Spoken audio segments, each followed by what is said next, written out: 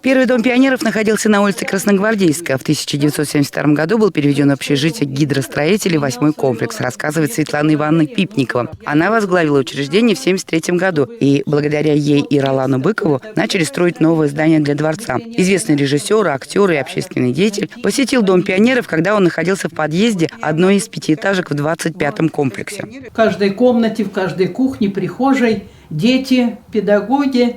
Поднялся на 4-й этаж и говорит: я все понял, Светлана Ивановна.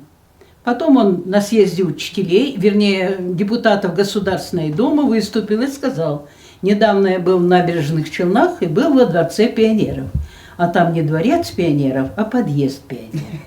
Место под новый дворец пионеров отвели и начали строить в 1975 году, достроили лишь в 1991. Открыли уже под другой вывеской «Городской центр детского творчества».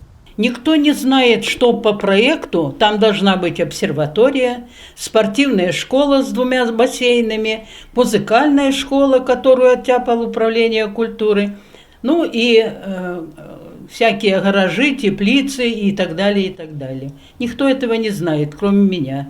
В апреле 1976 года в Челнах появились Автозаводский и Комсомольский районы. Наряду с городским заработал Дом пионеров в поселке Гидростроителей. В 1978 году директором назначили Галину Ивановну Грачеву. Впоследствии учреждение преобразовали в Дом детского творчества номер 15.